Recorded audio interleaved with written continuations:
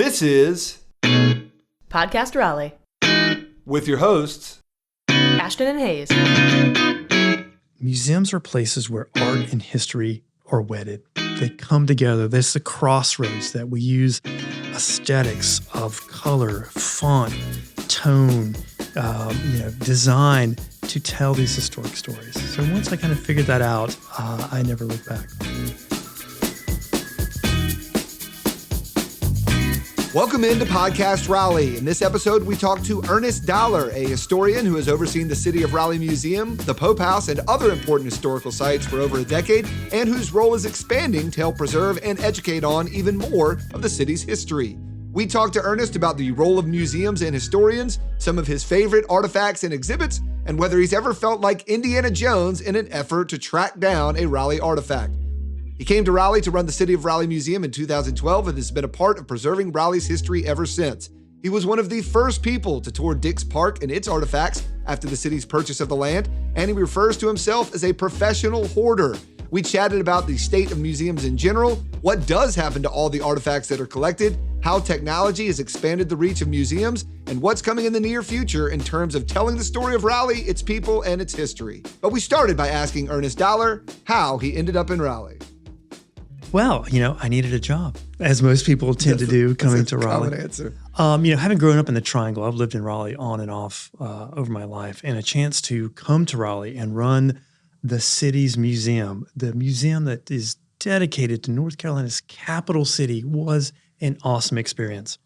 And so I jumped at it. I was doing preservation in Chapel Hill, and museums and preservation, they're close cousins, but they are not the same. So a chance to get back into museums, especially one that's been around since the 90s, and to talk about Raleigh, it was a sure bet. So I was excited to come to Raleigh and take over as director. And had you spent a lot of time in the museum before that? No, I think I came to museum once or twice, and museum really didn't being in the museum world really didn't make much of an impact. I mean, everybody knew it was there, but you can never point to something and say, that museum is known for this or that.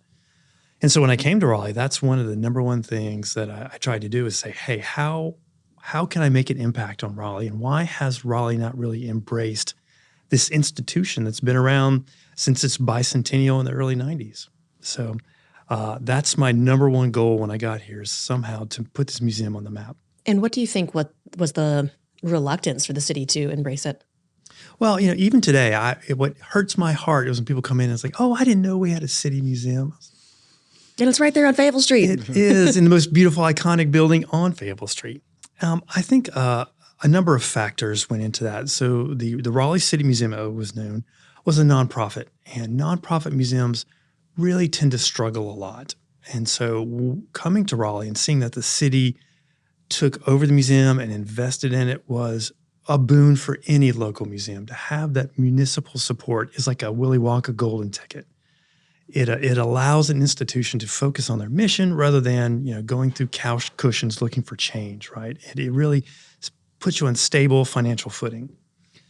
And then I think we are a community of so many people moving in, right? And if you don't know where to find information about your community, it's hard to really embrace it and to share it and to love it.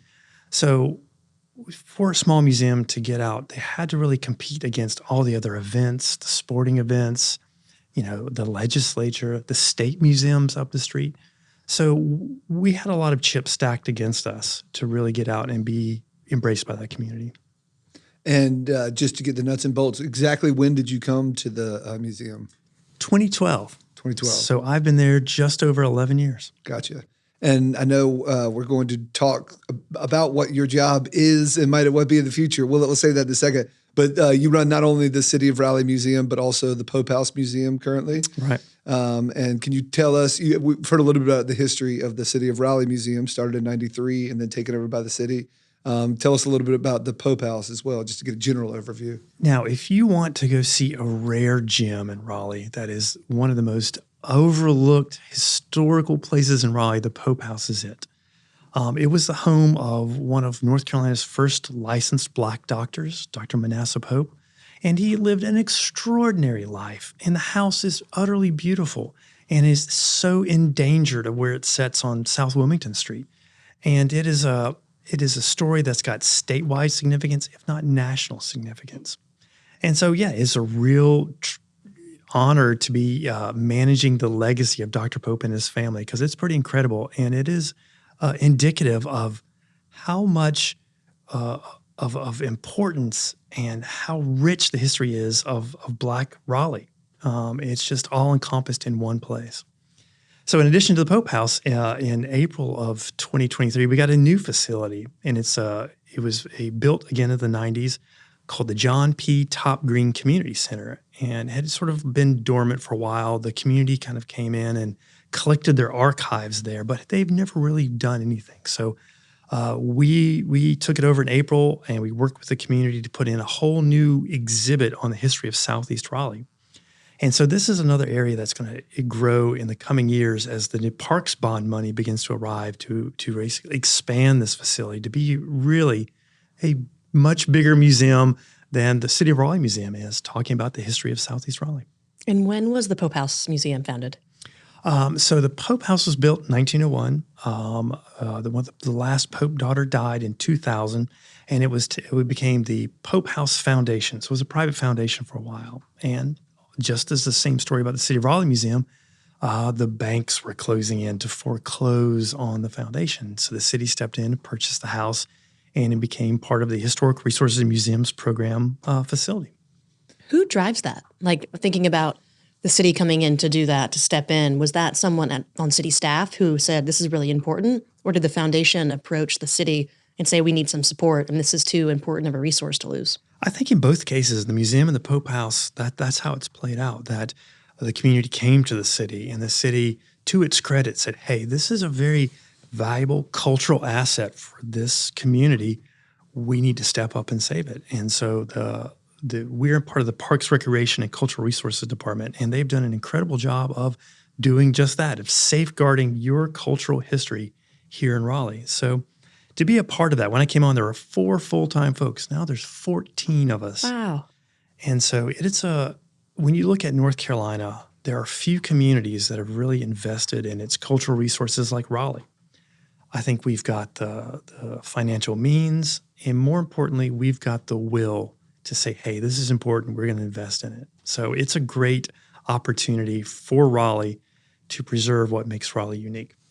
City of Raleigh Museum's on Fayetteville Street. Pope House Museum is on South Wilmington. Did you say where the Top Green Center Top was? Green is on MLK. It's right, Okay. 401 MLK Boulevard. It's basically between the Pope House and Chavis Park. Okay. So all very close. Yeah. And they all sound like they're in different stages of maybe maturation. City of Raleigh Museum's a little bit older. What can a person expect to see when they go into each one of them? Well, certainly, I think in the City of Raleigh Museum, we have a pretty eclectic story. We've got sort of our basic history of Raleigh exhibit, but then we kind of pluck out these very different themes, and they rotate all the time to really highlight Raleigh's history. And all of these places have a different corner of this history, a different part of the story to tell. And, coming to Raleigh, I, like most people, said, all right, Raleigh's the capital city. And that's kind of their story. Once you get a little deeper, okay, so it's a government town, it's a college town, it's a business town. But even go deeper is when you really get to understand what makes Raleigh Raleigh. Once you kind of get under sort of this glossy outer shell to that crunchy, gooey inner center of what Raleigh is, it's a fascinating place. So all of these little institutions together tell weave together more strings of the great tapestry of Raleigh. So certainly with my role, I see us doing more African-American history.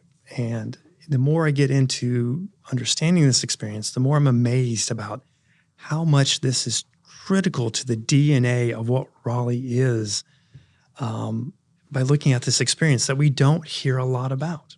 And so it's a great opportunity to bring this story to light through these places. Before we get into more specifics about these museums, I'm curious. I heard you talking about museums that are run by nonprofits or private versus getting the government backing. That's an interesting tidbit. Makes sense. Nationwide or regionally speaking, how are history museums doing right now? Is it a boom time for them, or are things bad? I assume being around the game a while, you know more than just beyond our own little realm here. So like, what is it like for the history museum business? It's certainly we are still suffering from the pandemic. Some COVID, I think, really was the death knell for a lot of institutions. It forced a lot of institutions to pivot to be, to do what we do in a lockdown environment. But as we look across the United States, history museums, financially they've always sort of teetered. But as we look at social movements across the United States, history is now on the front pages. Those facts about the past that we thought were facts are starting to change. And so really, it's the first time in my career that we see really history museums, the social currents of today, starting to change the history of yesterday. And so it's kind of this existential crisis among history museums across the United States as these different currents are pulling them in different directions. How do you think that plays out? That's really a great question because I think a lot of this is tied to funding. Okay. And for funding of these museums, unfortunately, has a lot of pull with the direction of museums. And so as museums, we try to be those places that are neutral. We try to be those places where these honest conversations can take place without being affected by what goes on outside the museum walls. But I think more increasingly, we see that infiltrate. And I just don't know. It's going to be, if museums can remain trying to be this neutral place where these hard conversations can take place, when so much of society is trying to influence these conversations and what history is told and what history is not told. So I hope that museums can keep their moral compass straight through a lot of society's upheaval that we see today. What are some of your favorite exhibits you've had at the City of Raleigh Museum? I've had some fun exhibits, and the city has allowed me to kind of run and do whatever exhibits we thought were kind of fun to do. And one of the biggest ones was the Underground exhibit on the Cameron Village Underground, which was perhaps the most popular exhibit we ever did. And I think it really tapped into a lot of nostalgia. So these were based on photographs of a photographer, Chris Morgan, who worked for the Old Spectator magazine, some listeners may remember. And he would go to these shows in underneath Cameron Village and just took pictures. And we did a sort of a retrospective of his work, and people went haywire for it because it was contemporary history. It was their lived history, their own experiences they could see on the walls in these photographs. And I think for us, it also proved that, not all history museums are stodgy, and it's not history 200 years ago. It's history 20 years ago. And it really, I think, gave Raleigh a sense of how cool it was at a time when, all of these bands were coming together and performing. And everybody who came through the Underground, from, Bette Midler, REM, all of these who's who in music came through there. So that was a lot of fun to not only to have this contemporary exhibit, show how fun the museum could be, and really just pluck away at those heartstrings of nostalgia that people really had. So that was a lot of fun. Are there any ideas that you have for exhibits that you would still love to do at some point but haven't yet? Our next exhibit that we've got coming up for 2024 is on baseball, Raleigh's baseball history. And so that's going to be a lot of fun. And we really wanted to do an exhibit to get people back into the museum after the pandemic. And it ties into this whole new MLB and Raleigh movement, right? Wouldn't it be great to have a major league team in Raleigh? And so we thought that'd be a great cause to tie this historic story to. So we're down in the depths in the history-making dungeon, cranking out the exhibit, pulling together text and photographs for that. I think that'll be a super cool exhibit. But I got to ask, do you want a Major League Baseball team in Raleigh? I think so. That would be a lot of fun. See, I'm a big sports fan, and I kind of don't. I think our history is as a minor league area, and feel like we risk, putting some of that. We put some of that at risk for a major league team that you never know how it's going to go. So I think you're right. It would dwarf sort of that incredible minor league history that Triangle has. I'm severely biased as the former PA guy for the Carolina Mudcats, but I do think with the Bulls leading the charge and the Knights having a great team, but then so much. I mean, Raleigh's teams were minor league teams, right? So anyway, I just always like. I'm curious about that one, and that's how I prove I'm not just a cheerleader for everything, right? and I fully support people ginning up a cause and like I think it's super cool what they've done. But if you ask my personal opinion, I'm like, no, I kind of like our minor league feels like it's professional ball, college ball, and the Canes almost feels like this weird fit for a sport that like none of us really grew up playing, but now a bunch of kids will, and like so that's kind of our professional sport. We got that and our college sports, and then minor league, and the courage, yeah. Sorry, I think of traditional ESPN, 4 major sports. My bad. Do you know who just got picked up on ESPN? The NWSL. Well, all right. But you keep me in check. I like it. But that again, I think the exhibit itself will be awesome, and I look forward to seeing it. Maybe even it would be fun to understand, how does an exhibit come to be? Yeah. So is it something that you yourself are often like inspired by? You think this would be a cool time to tell this story? Or does someone in the public come to you? Does a nonprofit group come to you? How does that happen?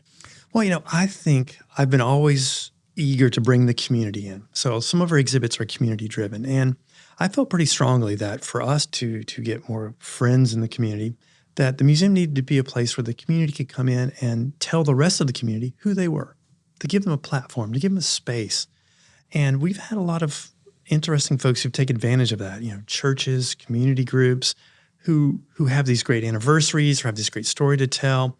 And yeah, we're happy to work with them to take their story and to weave it into something where they could share with the rest of us. And it just kind of shows how diverse and how fun and weird and wacky the city is, because it is incredibly unique in a lot of ways. And so that's why I really love to have the community drive exhibits in the museum. Okay, so somebody comes to you with an idea. Let's say they it's 50 years of hip hop, and this is a thing that the City of Raleigh Museum should highlight.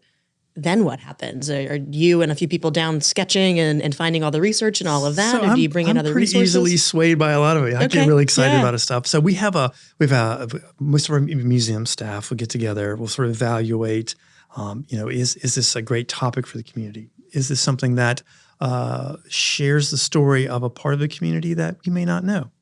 And so we kind of massage it, and we work with the community member. Then when it kind of goes up through our advisory board, we have a citizens advisory board, and they are a great they oversee our operations. So again, it's got more community blessing for it. And so, yeah, a lot of this stuff is just kind of organically worked together, that we work with everybody from the Women's Club of Raleigh. The Church of the Good Shepherd has an exhibit coming up. So yeah, it's a lot of fun to give back to the community for supporting us through your tax dollars and supporting the Parks Department. So it's a lot of fun. We meet a lot of great people in the process. Have you ever had any really bad ideas come through that you're willing to share? Yeah. A lot of people said, oh, that'd make a great exhibit. I'm like, no, that would not make a great exhibit. And it's a hard balance, because we do want to be that community space, but some of them are like, no, nobody wants to see a history of garbage cans in Raleigh. That does not really seem like a it's really specific. It's not going to bring a lot of people in. So we have to really say, is it worth it? Is it going to bring people in? Tells a great Raleigh story? History of garbage cans. There is a lot of controversy around garbage cans these days. Yeah. What about a specific artifact? Do you have a favorite artifact? Yes. I don't like to do favorite. Do you have any artifacts with a great story? We have 20 years of collecting from the old Raleigh City Museum, and then we keep on adding stuff to it. I think we're getting ready to get the weenie wagon. Tell me about that. The weenie wagon. I think it's part of a hot dog sales from the Mecca, the Dumbolis family. Oh, wow. So we are constantly getting people to donate stuff to us. And, one of the most amazing ones that we've gotten recently are the Leitner Funeral Home records. Wow. So these are burials, African-American burials going back to 1911. So when a lot of these graves are destroyed or lost, these are sometimes the only records. My favorite artifact I talk about is the most ugly, little, overlooked object that I in our collection, and I ignored it for years because it was wrapped in like a Piggly Wiggly grocery bag with some scrawled pencil on it. And it wasn't until I took the time to decode what this awful handwriting was on this Piggly Wiggly bag that suddenly this ugly little dirty piece of cloth became the most magnificent, magical artifact to tell the story. I loved it so much that I made an entire documentary about it. Oh, wow. Yeah, so it's called Memento. If you go on YouTube, it talks about this little piece of canvas. And on the outside of the Piggly Wiggly paper bag, all it said was, picked up at Haudiomont where Oliver was captured. And I was like, what? Yeah. Where's Haudiomont? Who is Oliver? And what does it mean to be captured? And once I kind of got into that story, it turned out that this was picked up in 1918, a day before the armistice, when William Oliver Smith was captured by the Germans defending a pillbox in France. Wow. It was crazy. And so researching him, I found out his family lived over off Glenwood Avenue, jumped in the car and drove out there and knocked on the door and just met them. And they gave me all these other artifacts and told me the story. So yeah, that was a pretty interesting discovery that day. Wow. Well, that kind of fits my follow-up question of like, do you have an Indiana Jones moment of like, I was thinking more like something that you knew was out there. I'm trying to find, the key that a mayor gave to, Martin Luther King or someone that came to the city, or, something that you knew existed and you had heard where it was, and then you tracked it down and then you finally laid eyes on it. Do you have one of those? I mean, that was pretty good, finding a backstory of a scrawled message. There have been a couple of objects that I've chased, like Indiana Jones, and not being able to grab. But there's one that I really think that we made a play for that I was extremely excited to get, and it goes back to Dix Park. Okay. We did an exhibit called From Plantation to Park. We talked about the plantation experience where Dix Park was, the patient experience, the employees. And so we really got into understanding whose property the hospital was built on. And there was a guy named Theophilus Hunter. And there's a picture of Theophilus Hunter, and it's a beautiful little portrait, but it's got this really gnarly crack going down his face. Every picture's got this crack. So it's the only known image. So several years ago, a woman approached the Museum of History, and she said, I think I've got this picture. And it was the original of Theophilus Hunter, and it's beautiful. It's painted on ivory, a tiny little miniature, and it had this gnarly crack. She tried to sell it to the Museum of History for $20,000. Oh, wow. And so I was like, I can't afford $20,000. So we talked to her. And so she came down on the price, and we were able to talk to some of the people in the community and to raise the funds to buy it. And so now it is one of the crown jewels, I think, of the museum's collection is this beautiful little 18th century miniature of Theophilus Hunter. That's wild. And his gravestone is at Dix, correct? You're absolutely correct. You can go. It's not easy to find, but when you know how big it is historically, you're like, oh, yeah, that's right there. I have to think the most Indiana Jonesy story was so when the city bought Dorothea Dix, we went with the staff on a tour of the asylum buildings. That was interesting. It was just what you imagine an abandoned asylum you would want it to look like. Oh, wow. That sounds scary. Objects laying everywhere, the dry erase board with the names of the patients on it, their medicine and stuff. So on our tour, we were trying to figure out what we needed to accession into the collection. And so there's everything from like patient graffiti, artworks from the art therapy room and stuff. So we were kind of like having to run through and just visually point out, all right, come back for that. And so, yeah, that was an interesting adventure through the asylum buildings and trying just to get the narrated tour from those folks who worked there. It's fascinating. I can only imagine. And so then you bring in all those objects into the museum, but you have a finite amount of square footage in that space. And I imagine you have lots of people who reach out to you with things they found in a parent's attic that surely someone should want, they think. How do you manage all the stuff? Yeah, that's, I tell people that I am a professional hoarder. I get paid to hoard. That's a great perspective. So, it's really difficult because we've got some space in the museum, and it's costing us quite a bit to have off-site storage because we're getting, the Pope House collection alone are thousands of objects that everything the Pope family owned. They didn't have any children to pass it on to that we took over. Mordecai, all those objects there. So throughout all of the City of Raleigh's historic sites, it's about 28,000 objects that we are stewards of. And we take care of these in perpetuity, right? Forever. So we have to be very careful what we take, because the more we take in, we have to find space for it. We have to find climate control. We have to find proper acid-free boxing. So it is truly a labor of love. Now, a lot of people come to us and say, hey, I've got my grandmother's underwear. Could you take it? I'm like, nah, that's not appreciated. So there's a lot of factors that, is there a story? Do we already have one of these in our collection? Is it contribute to the meaningful collection of objects that we do to tell the city's story? So there's a lot of factors that we really have to weigh on what we take. So just curious, as a procedural matter, if you take on something in perpetuity, all those items in the Pope House, but you only have so many that you can display, is there truly no way to get rid of them? Is there a process by which you can apply to say, in running this, we've kept many items, we're using them, you can see that we're fulfilling the mission, but we just don't need this comb anymore. Yeah. Like, can you get rid of something? Museums, that's when museums really have to search their soul for getting rid of stuff.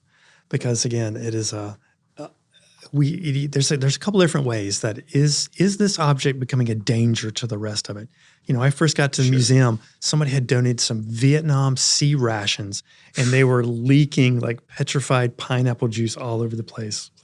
So that's what we had to get rid of, that because it's a danger to the rest of the collection.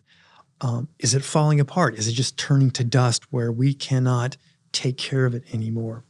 So that's why I call de-accessioning it. And that's really hard for museums, because once you see, and museums have gotten into a lot of trouble before, like when you donate your mother's wedding gown and then a year later you see it end up in a yard sale somewhere, right? That's a great betrayal of trust that the museums make with the community. So they have to be very sensitive about how we de-accession stuff. So that's why we try to take stuff that we know we can take care of and is meaningful, that there's a place for it in our future forever.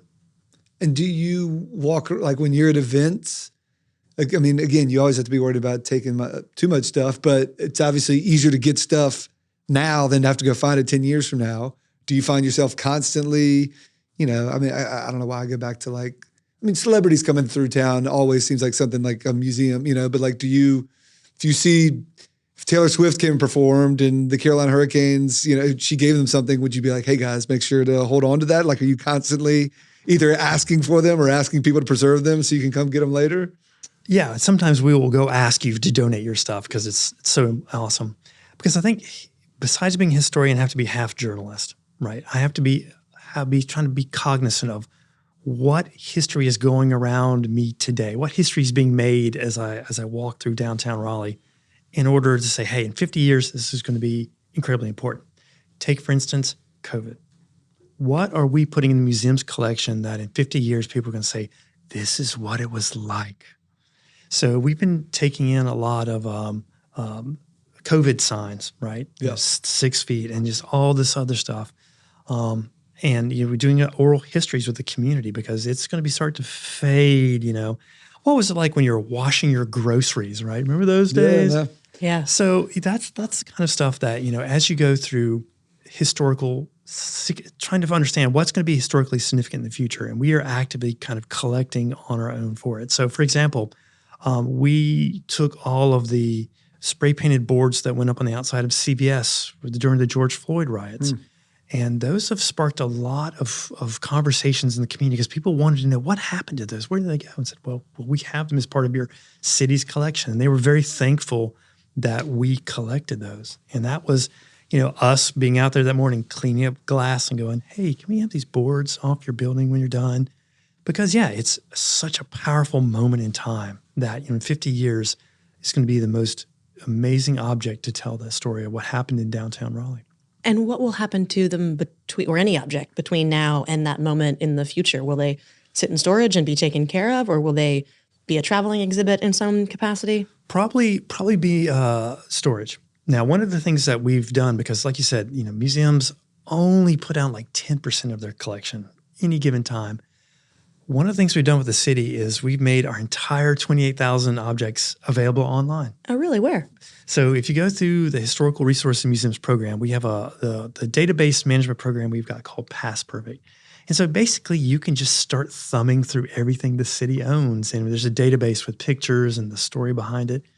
So yeah, if you're into antiques, it's a great way to lose 3 or 4 days just constantly thumbing through. But again, it's a great way to give back to the community for trusting us with their family treasures to say, hey, you gave us this stuff to tell Raleigh's story. Let's make sure everybody knows that story. Wow. Does that include all the old like fire insurance maps? Because I could probably lose a weekend. Yes, those are awesome. Okay. That's good to know. The internet can be used for some good, but because that makes a lot of sense of like, you got to hold on to these things now to at least say, well, it's not practical to display them in any manner or have people be able to walk through our warehouse, but have a picture of everything that you have. I feel like that's better than it could have been, but before the internet. So that's and a lot of researchers take advantage of it because they always ask. We get solicitations from around the United States, people wanting to know, oh, do you have this and that? So we're just like, hey, go to our website and see if we have it. What kinds of things are people reaching out about? A lot of research, historic research, some genealogy. My family was here. A lot of research about Leonard Medical School, Dr. Pope, and some of these early African-American doctors. So it amazes me what people are looking for, and the trail leads back to us in Raleigh. Wow. You talked earlier about digging deep into Raleigh, not just saying the capital city or a college town or business and getting into the story. I read a quote that you said somewhere that said a lot of my research has been driven by the community, people who inspired me to dig in and learn more. Who are some of the people that have like pushed you to dig past those outer layers that you talked about? That's a good question. I am easily excitable. So whenever people come to me with a historical inquiry, I'm like, ooh, it's another rabbit hole that I can go down. And so we get a lot of people who want to know place names, right? Where have we moved to and want to know the history of it. Especially with Dorothy Dix, it's like once we discovered this plantation history, people want to know, does my family have a connection to that enslaved community? And so that's really been one of our more flagship research projects in the past couple of years. But I kind of pull a lot of my inspiration from the old school folks who did a lot of their research before computers, and just the testament of sitting in archives for hours on end, inhaling musty book vapors. So like Elizabeth Reed Murray, I mean, she wrote the history of Raleigh, and it is a tome. It is a huge book. And when I first got to Raleigh, I was like, I'm going to read it cover to cover. And that didn't last long. So she did an amazing job. And still, that book still stands as a great reference point for us. To everything we build on, we owe to those originators who did it all by hand back in the day. How did you get into this line of work? Accidentally. Okay. So my undergrad was, I was a design major at UNC Greensboro. All things art. And, sort of toward my college career, I kind of got interested in history. So fast forward to 2001, the Orange County Historical Museum was looking for a museum director. I was like, museums? Oh, that's weird. And so kind of looked at the job description, and it hit me that museums are places where art and history are wedded. They come together. There's the crossroads that we use aesthetics of color, font, tone, design to tell these historic stories. So once I kind of figured that out, I never looked back.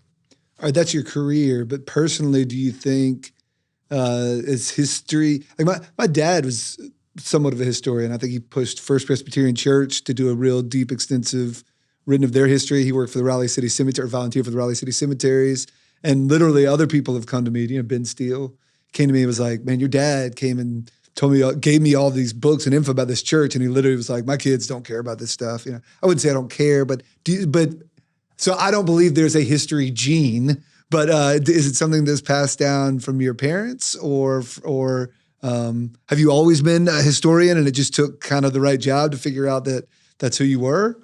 I guess so. I mean, I was that kid who went straight to the reference section in school library to check out those books on World War II. So that's sort of my interest.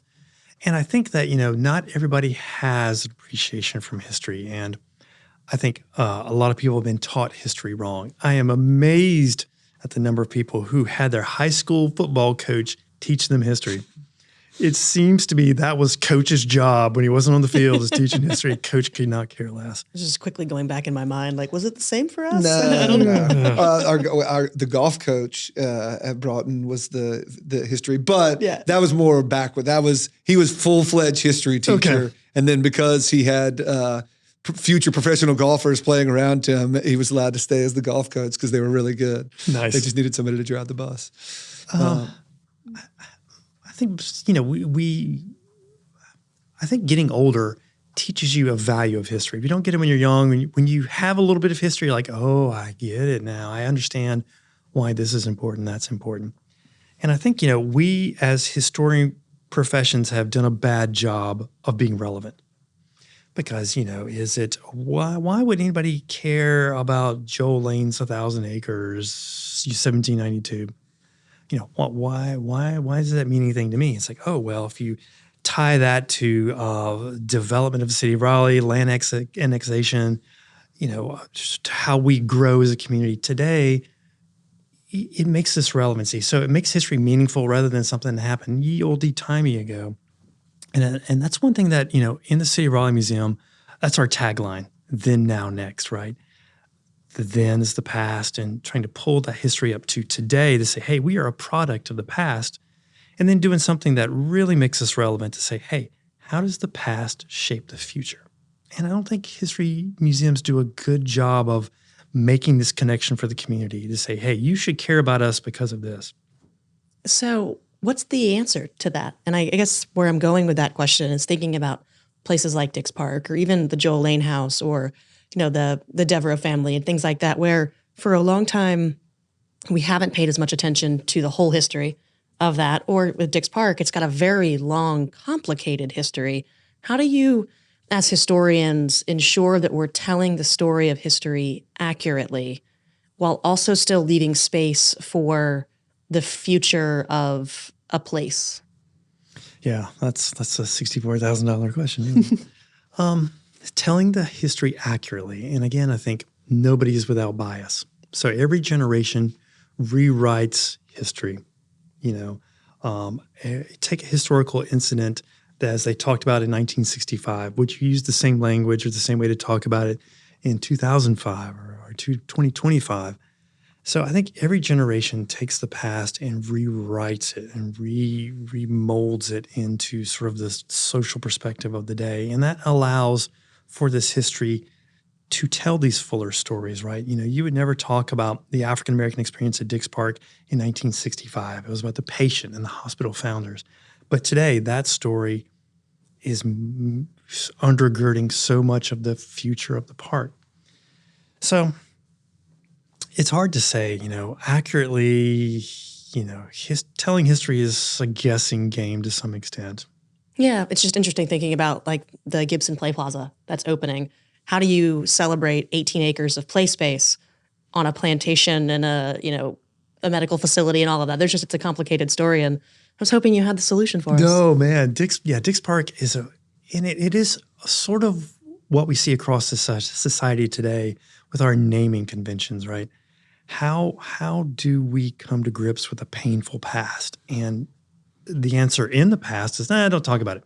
Just going to kick that can down the road. And so some of those chickens are coming home to roost, and now we're having to deal with a lot of issues because we've not dealt with them in the past, right? Especially issues on race. And, if you talk about, getting back to the George Floyd riots, people are asking, how did this happen? Why did this happen? And I was like, oh, I know. I've got a cheat sheet, a timeline, Cliff's Notes. I can tell you the trajectory of this story. So I think that is the miss in not paying attention to history, and to say, hey, to understand what's going around us, let us turn back a couple of pages in the book to say, here's where it began.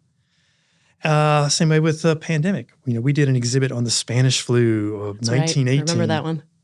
And so we wanted to roll that back out again, but people are like, no, you can't do that. But I'm like, if you want to learn the mistakes of 1918, 2020.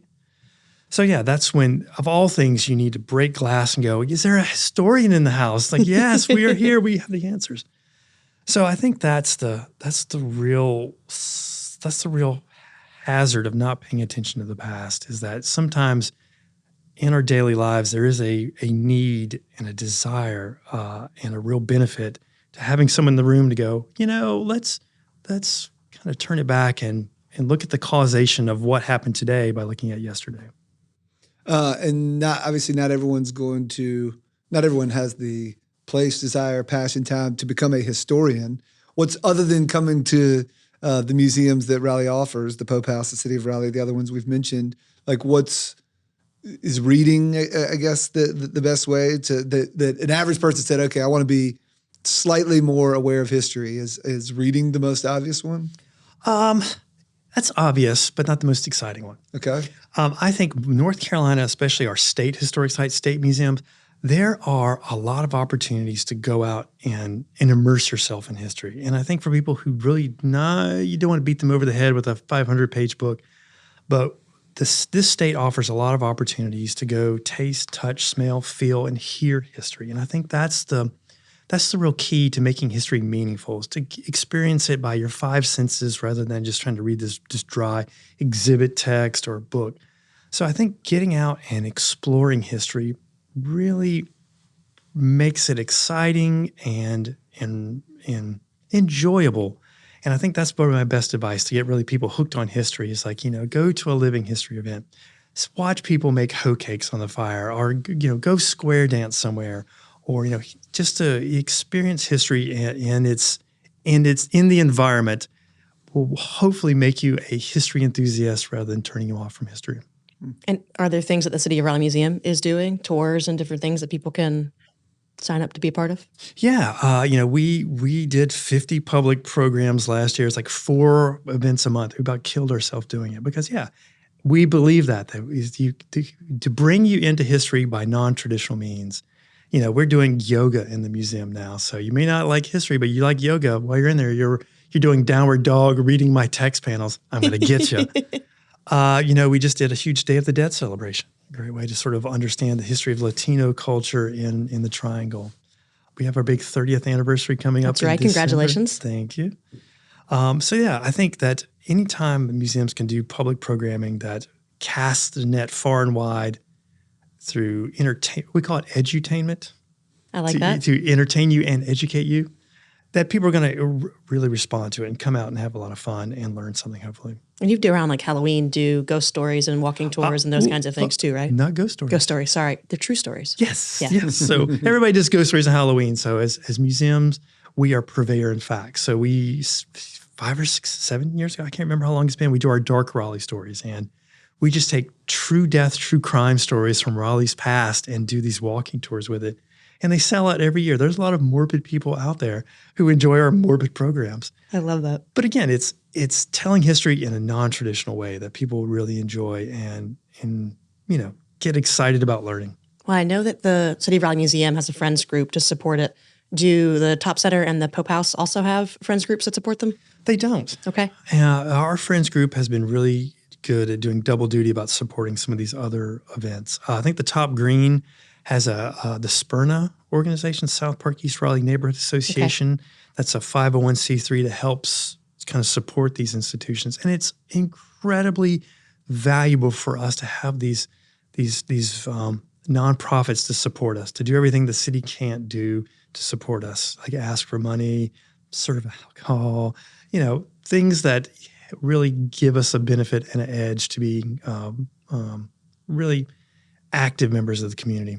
Well, I'm going to plug the gift shop at the City of Raleigh Museum as well as we lead into the holiday season. If you have someone who loves Raleigh in your life, it is a great little gift shop to pick up some things. I've gotten prints there. There's like prints of snowy Fayetteville Street and Christmas decorated downtown Raleigh. I've definitely gotten a couple of those.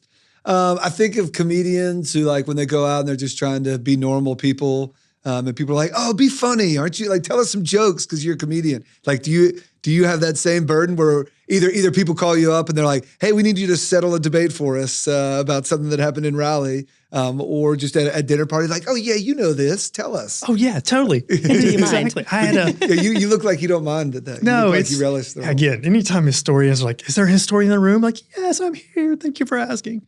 I had somebody call me up. Was like, "Hey, what? I can't remember the name of the bar that was here, that was next to the IHOP. What was it?" So I go through the files and find out what it was, and why was my street named Glasscock?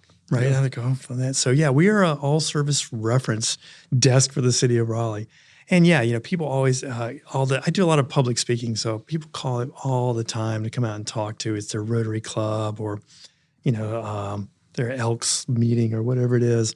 I get called up a lot, and it's a great way to take the history out of the museum to the community. So, I get tapped on to do a lot of weird stuff, a lot of interviews, documentary stuff. It's kind of fun to be a talking head on documentary stuff.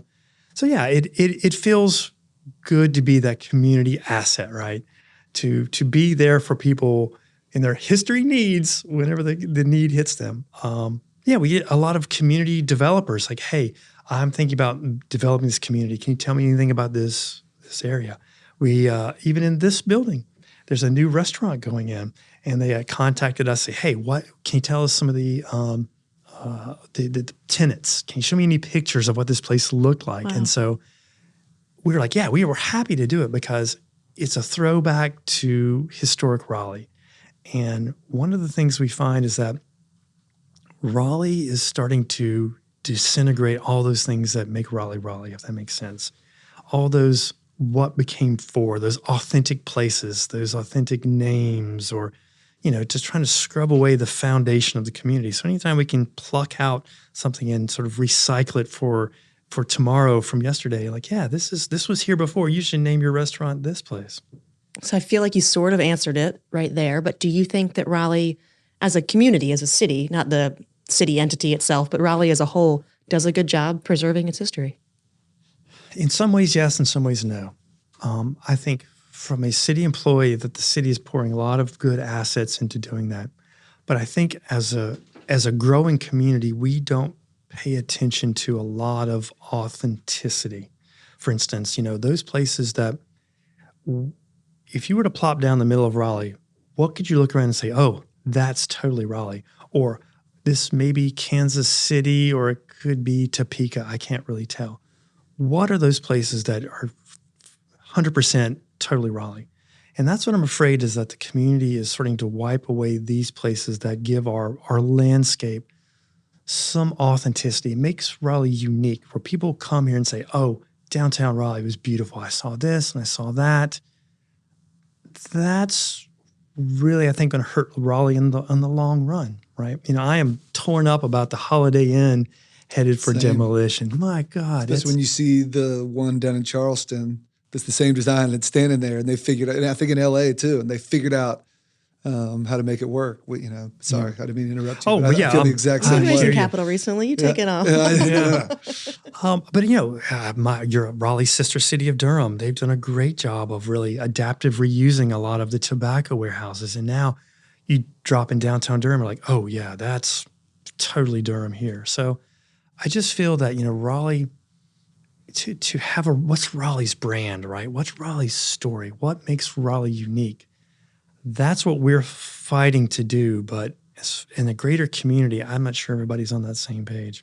Yeah, well, it's interesting to think about what will be iconic and what will be a signature of Raleigh in the future that we haven't had yet also. And I think that's a little bit tough is if you think about it just from a pure space, a form, an architectural perspective, I don't know that there's a whole lot that we can decide right now is going to be iconic in the long term. But the question of Raleigh's brand comes up so much, I feel like. Even people who don't think that they're asking it, it's some existential question. They're like, hey, I had some friends coming to town, and they're like, I love Raleigh, but I think of it as, I go to this festival, and then this event, and then this thing. But like if somebody was just coming on, and then it's graduation weekend or it's ACC tournament week, there are things that if you're around, how do you know what builds the action and where it's going to be and what to plan your weekends around and what weekends are good to go out of town, right? Yeah. But just for a person dropping in from anywhere, where would you send them to distinguish? I think that is an ongoing question about our brand. Well, we were talking about the Rialto earlier. Yeah. That is a landmark. That is something you can say, that's Raleigh right there.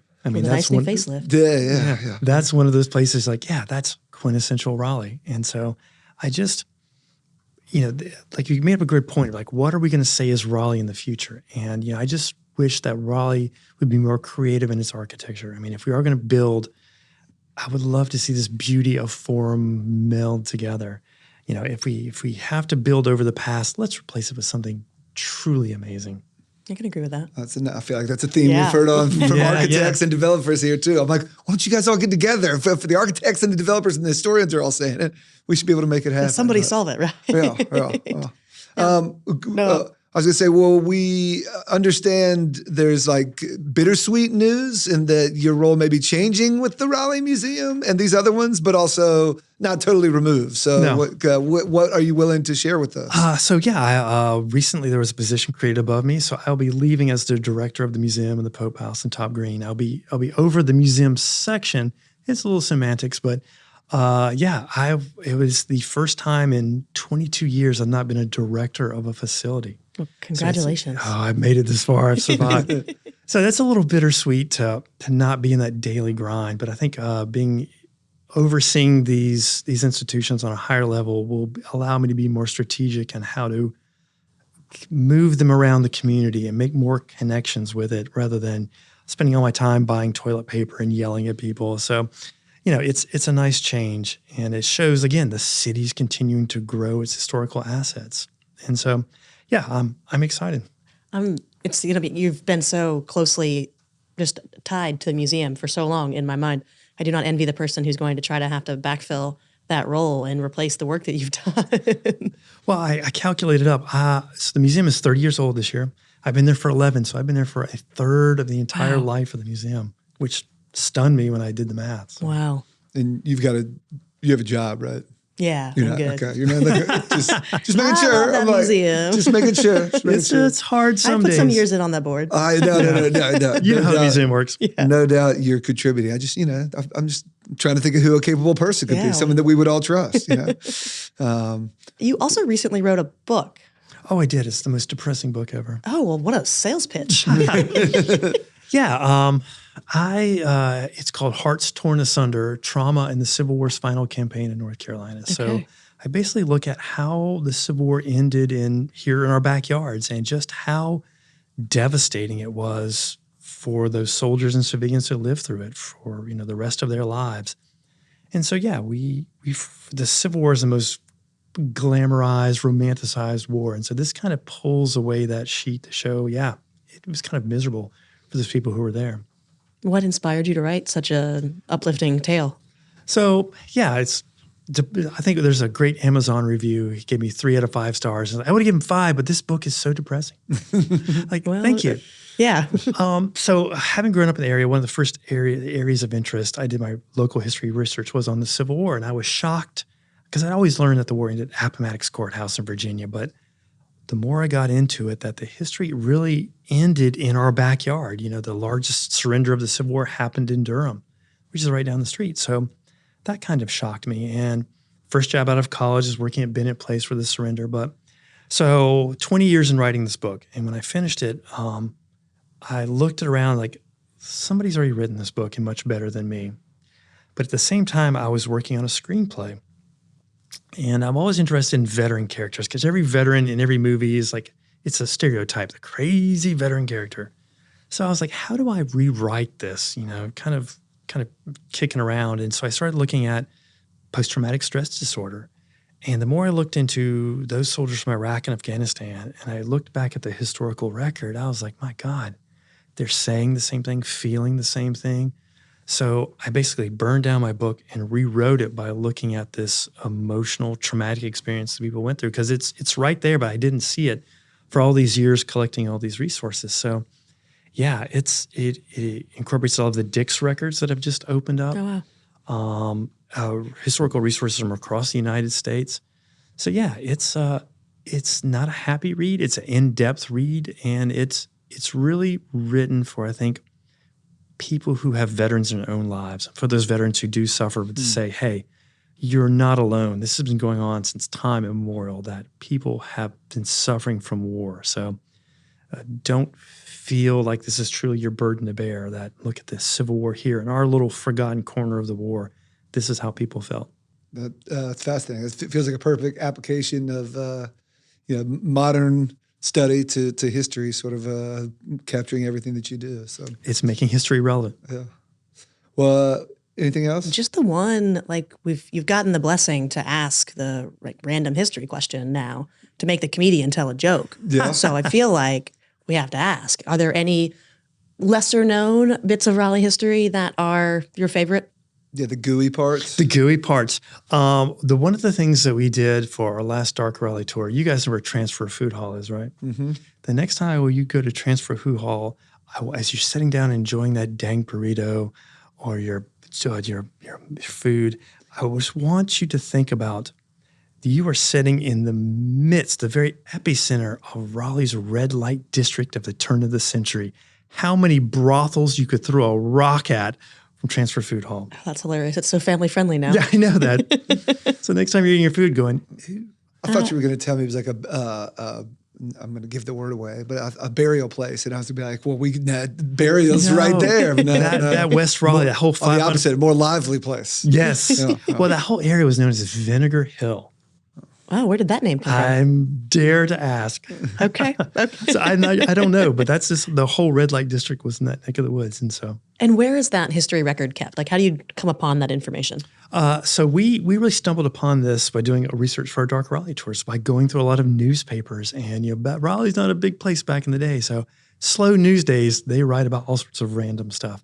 So we're able to mine those newspapers from those random, colorful stories from Raleigh's history. The stuff that did not make it in Elizabeth Reed Murray's History of Raleigh are found in those newspapers. It's like the B-side of that book. That's a great way to put it.